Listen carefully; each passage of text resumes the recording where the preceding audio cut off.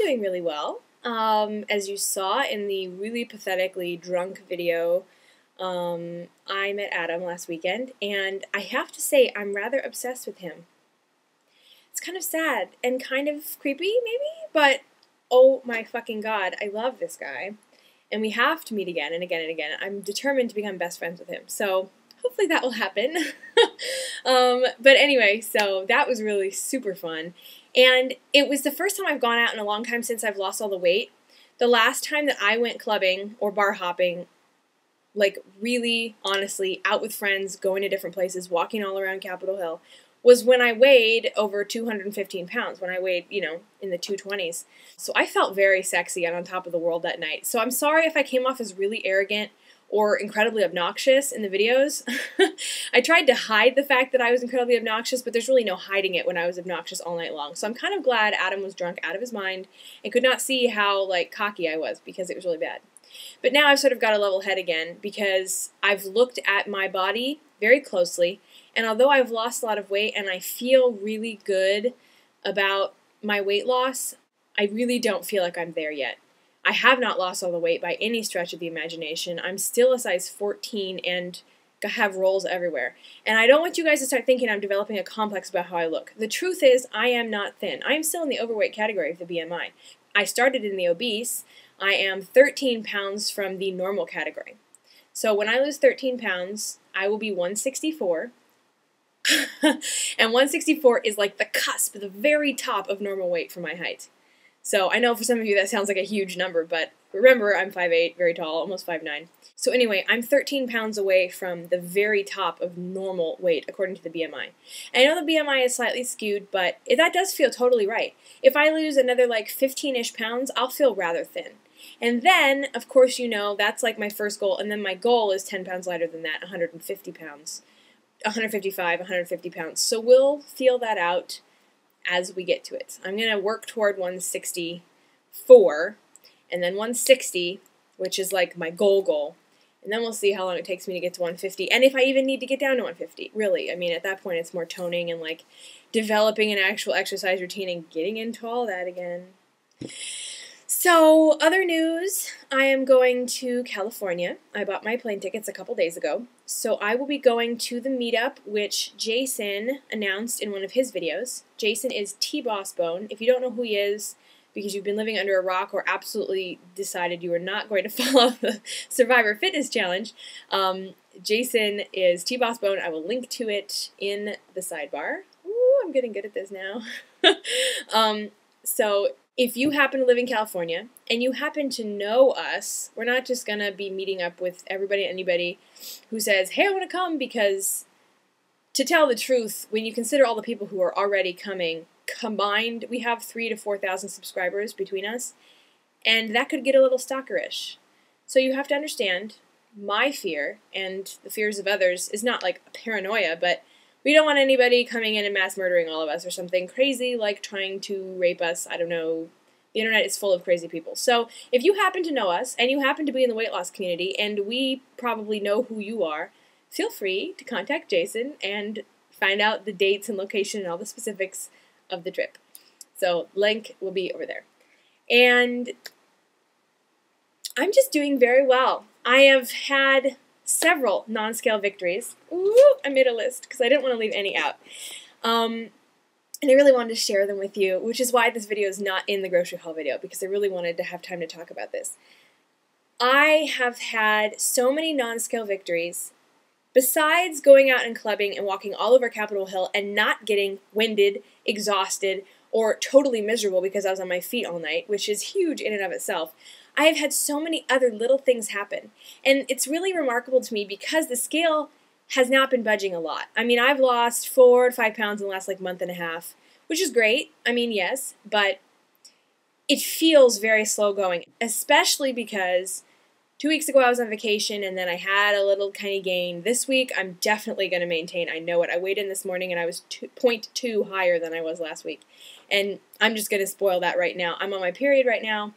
No way I'm going to have a loss. I will be shocked if I have a loss this week. But anyway, so it sort of feels like I've been coasting for a couple of weeks now. And I know it's not that long of a period of time, but when you're going through it, it does feel quite long. Anyway, so it's really nice to have all these other victories outside of the scale to know that I'm still doing well, to keep encouraging me and pushing me to keep going, because that really, I mean, it really helps to feel like you're progressing even if the scale's not necessarily budging. So Sean has a 34-36 waist. I don't really know. I guess it fluctuates, but some of his jeans are some and some of them the other. And I used to borrow his pants every now and again when I would be out there in like this little dinky dress, and he'd be like, "Let's go hiking," or whatever. So I got accustomed to having gym shoes in my car and borrowing his pants often. And it used to be this huge, painful experience to wear his pants because my waist was a 38-40, usually 39-40, and his waist was like a 34-36, and it was just like torture to wear these pants of his, unless I wore sweatpants, which were still really tight. But now, it's really not an issue to wear his pants. They just zip up. And I know my waist is not a 34 yet, but the fact is that I can sort of put them on without struggle, and that's huge for me. So I love that. And hopefully someday I will be smaller than his pants, and it'll be like, oh, those are my boyfriend's pants, they're too big for me. And I'll be one of those skinny bitches who's tinier than her boyfriend and can't really wear his clothes without looking silly and all in like a big bag of clothing, which I think is hilarious and something I've never been. So that's quite exciting. My high school jeans I now wear regularly. In fact, these jeans I'm wearing today, these are a size 16. These are the ones I said in the Survivor Fitness Challenge I wanted to have falling off of me. I just washed them, so they're kind of fitting me okay. But I mean, my belt, which has gone down 2 loops, by the way, I mean, they're really out here. Like, I don't know if you can see.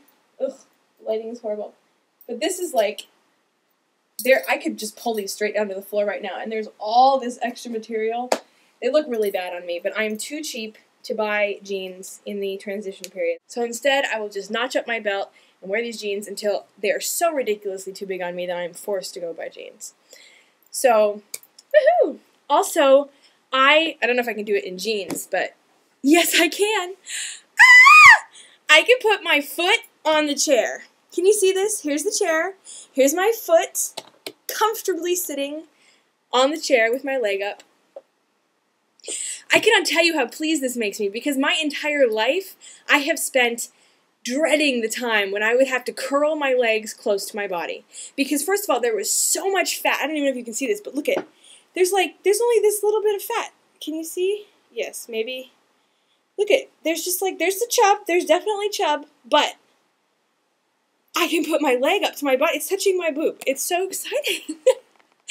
Anyway, I have spent my life like avoiding situations where I had to pull my legs up close to my body because my fat in my stomach would spill over and take up all the space that would normally be leg and chest.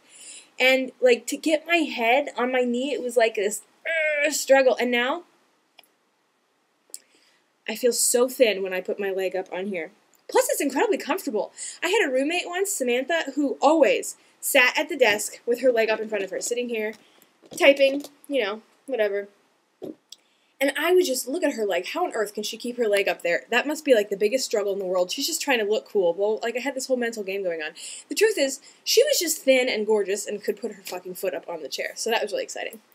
I'm so pleased that I'm feeling progressive in my weight loss, even though the scale's been moving very slowly. And I know it's time to start working out again. My sister is moving back from California, the one who's lived in Sacramento for 2.5 years. Her breast cancer is back, and at least we're sure she has to have one more test, but she already beat it, and it's back, and she's probably going to have to go through chemo, big time, and there's no way she could take care of herself. You can't work and go through 9 months of intense chemotherapy, so she's going to come and live with my mom up here, and she wants to start working out more. She's always been incredibly athletic, but it's kind of been lazy about it the last few months. So she shared with me on the phone yesterday that she would really love to start working out again. And so I think we're going to become workout pals. And I told her she can be in my videos, which she's very excited about. So we'll see about that. She's going to move up after Thanksgiving or right around Thanksgiving. So we shall see. So I hope you're all well. And I have so many things I want to say, but I guess I'll just put them in my weigh-in video because this video is already way too long. Bye!